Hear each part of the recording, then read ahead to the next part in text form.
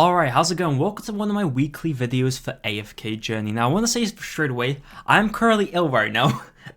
I'm even coughing while I'm recording this, but we're going to talk about some stuff. This could be a very basic video of me going through some of the things that I do on a daily basis when I actually play this game. As you can see, I have not claimed a lot of things today. I've only just logged in for the sake of this video. We're going to talk about stuff, go through a couple of things. Let's first of all go through the missions and the stuff on the bottom right straight away. I mean, of course, the battle pass, we always collect it. I mean, you want to try and get the stuff on this. Obviously, you can't get the premium stuff without paying with money, but of course, you can still get some of this free stuff. Some of this free stuff isn't terrible, to be fair. Like, it's just lower quantities of some of this other stuff as well. You can use these in the store, but these aren't like that much of a big deal. But if we just keep going here, we do also have quests. Actually, something I've not mentioned before. There is this, which is basically guild quests. Guild quests, basically you want to get points for this. Try and do these. If you can't do them specifically, you can also do guild challenges in the guild. That does require you to actually have other players participate, but it is something that's very good. If we go to the shop here, I believe I'm only 2,000, about 2,000 away from actually getting a Celestial Hypergen character. I'm not quite sure who I'm going to go for. It really does depend because I've heard different opinions on different characters. I might go with this character because I've heard good things, but of course that was a little while back. I remember watching like a video like 3 weeks ago, trying to get other people's opinions. There's a lot of different opinions online, but there is also the growth path. I want to very quickly talk about this. This is very, very good. Make sure to do this. This is just a great way of getting pulls. You can also get these. It's actually some of the easiest ways to actually get characters in the game. It's not obviously epic heroes, but you can get the purple rarity, which I forgot the name of, which is kind of funny. But this is basically pretty good. And you get some crystals, which are used for summoning. And I'm actually going to do that right now. If we go to a mystical house here, we're going to go ahead and do some pulls because I have not been pulling. I've kind of kept my wish list as something like this at the moment. This wish list is pretty decent. I'm sure there are probably some changes I could probably make. But my Cessia right here in the 5th one, I've already got her to, I believe, Legendary now. So I probably want to get copies of her. Originally, I really did like her. I'm not as much of a big fan of her because I want to try some of the other units. But I will build Cessia since she's already a Legendary. For an epic hero, that's pretty damn good. Rowan's very good. Brutus is just Brutus. He's kind of the same like he was in AFK Arena, I believe, which he was always pretty solid. This guy in the middle, though, I have no idea what his name is. Very, very solid unit. Honestly, I don't know what people think about him. I've not tried him that much. I don't actually know if I even have him, but I've tried him. He seems pretty good, and I've heard a lot of praise for him as well. And we also have this guy here, which I believe... Actually, I have no idea what this guy's name is. The names are a bit tough to remember, even though I've played this game for like 3 weeks now. But yeah, this is basically my wish list. Do I recommend going for this type of wish list? Maybe there are some characters here that, like Rowan. Rowan's always a good one. I like Rowan a lot. Maybe you want to go with Rowan. There are some other good units, but let's go ahead and do a pull. This banner is generally more worth pulling on, in my opinion. And it's mainly, come on, a purple. Hang on. Let's see what we get. Lucius. Leica. Oh god, I'm dying over her. Leica, not too bad. Okay, you know what? I'll take a Leica. We'll also do some of these pulls. Can I do a 10 pull? I think I can, yes. For the video, we're going to do it. If we get an epic hero through this, that would be very, very lucky. Getting epic heroes through the normal recruitment isn't that easy. Yeah, we don't get epic heroes. We get 2 purples. Not a bad thing. Ooh, Marley. Okay, she's actually, like, I think pretty decent against bosses. She's a single target damage dealer, and I have been kind of trying to invest in her. And we also have Viperian, or Viper Ian. It's probably not that realistically, but we take that. We also get the acorns. Of course, acorns are very good. It is basically all these. You use them to promote your characters. You want to definitely get them. But we'll actually go ahead and just as we've done that, let's take a look at some of my characters. So, I've obviously not updated some of the stuff recently because I've been trying to keep it for this video. But this is currently my Hands of Resonance. If you didn't know, Hands of Resonance is basically the 5 highest level characters. You adjust their level and then your whole account will be to that level. For example, I have 5 characters who are 3 of them 110 and 2 of them are 100. it will go off the lowest amount on the Hands of Resonance. So my Rowan and Lucius are level 100, so all my characters are level 100. This is very good because of course you can like mess around with different characters. You can kind of enjoy a little bit more in that sense, because I do find that a lot of times in AFK games, I do want to try different characters, and that's also another positive of the equipment system. But I'm going to go ahead and limit break my Marley here, which will be very, very nice. I am going to try and use her in one of the world boss type of things. It's not specifically called world boss, but we'll go over that in a moment. My Marley is kind of epic plus now, and I could ascend her, but I would recommend holding on for acorns. My plan, ideally, is to go for one damage dealer, like one core damage dealer, and focus everything onto them. Like my Valen here. We do get quite a few free copies, at least in the beta right now, so going for Valen is not a bad choice. I'm not quite sure a lot of the community actually thinks around him, but I'm focusing on him just because we get so many copies. We also have Lucius here, who we do also get some copies for. Generally, pretty solid tank overall. We can actually go ahead and level up our dudes here.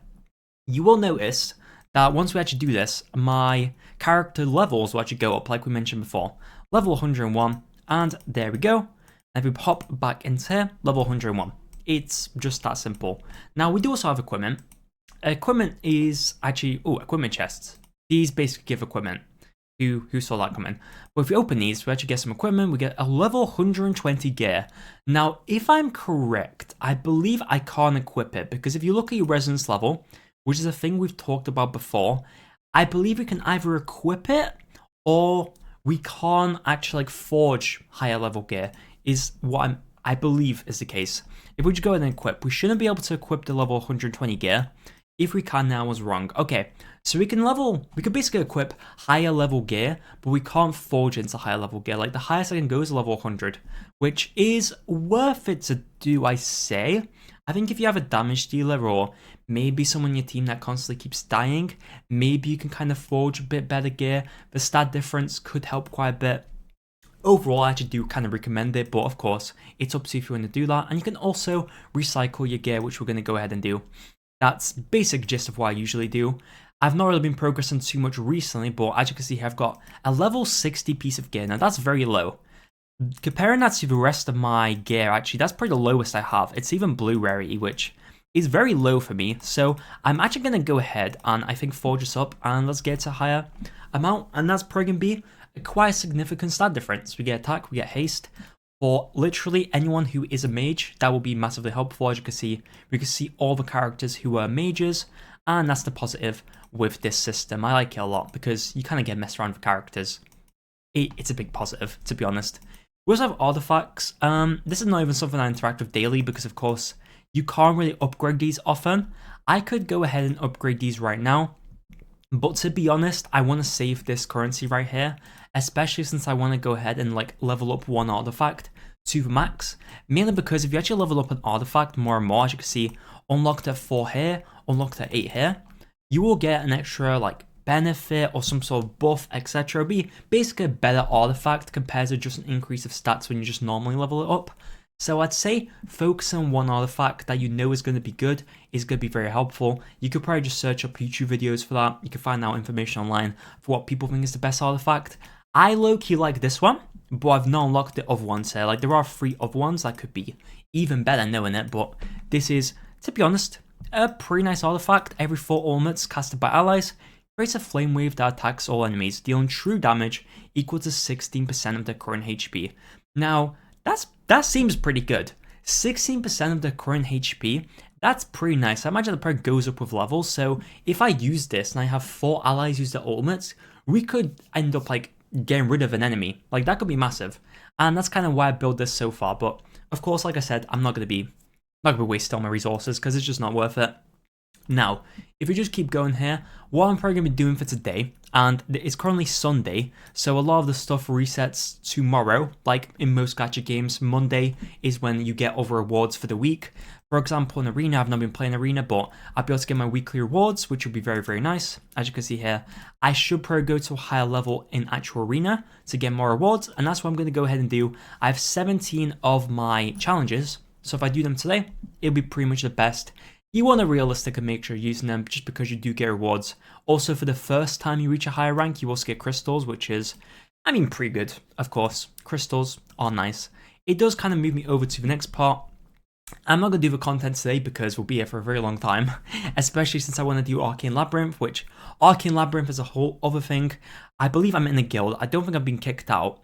That would be actually funny if I was kicked out. I've not been paying attention to guild content, but there is also this AFK progress. I've purposely not logged in for a while just so I can go ahead and show you guys this. But as you can see here, we can claim my rewards. We actually have a lot of rewards because it's 23 hours worth of time. We actually just claimed it. Oh, I thought you could cancel it, I'm not gonna lie. But what I would usually do there, to be honest, and I'm pretty sure this is how it works, because it usually works this way in AFK games, you want to keep battling through these AFK stages, and basically your rewards will increase. This is going to be great, because if your rewards increase, if you're gone for 23 hours, you want to get the maximum amount of rewards, and like the maximum best reward you can get. So you want to do these AFK stages, and that's going to be very good for you. Once you're at the end of the day and you're about to log off, my best advice is then claim it. But of course, I'm pretty sure that's how it works, and I've tested it, but my memory is not very good. Maybe it's because I'm ill. I can't even think straight, to be honest, but I will go ahead and do this today. But for the sake of actually showing this off, there is also this claim reward function. Now, this is a bit of an interesting one. You do want to make sure you're using your daily attempts. I believe you do get 2 daily. I could be wrong on that, but I'm pretty sure you get 2 daily. Regardless, it's worth doing because you do get rewards. Like I said before though, you want to make sure you're doing that at the end of the day once you've gotten the most rewards you can get out of this. And basically just claim these. You can also claim these with crystals. You can do this once at the moment in the beta. I don't know if this is going to get changed. My assumption is maybe. I'm not sure how they're actually going to approach this in terms of actually being able to refresh your actual AFK loot, but we can claim this. If you want to progress at the start of a game, it is technically worth it, but do take into account if you do this daily, you're going to use up quite a lot of crystals. If you do for a month, for example, like 30 days, 3,000 crystals in the bin technically. I mean, you still get rewards. I would say at the beginning it's helpful if you want to progress. That's really the best way to put it. But yeah, I'm probably going to just end up most of the time just upgrade all my units. My main goal is to probably try and ascend a character to Mythic.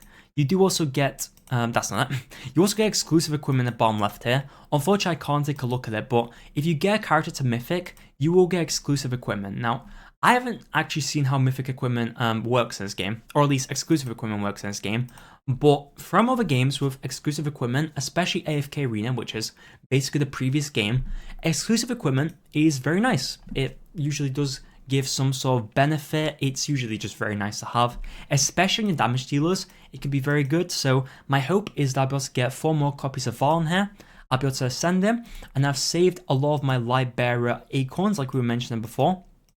If we go ahead and go here, I need 150. I'm not able to do this for a while, but I will do it on my main damage dealer because damage dealers are most important. If you do more damage, it's going to be just generally better because tanking, you do need stats, but with a lot of these skills, it's a lot more easier to tank rather than do damage. Basically, damage dealers always win in AFK games, and that's my excuse.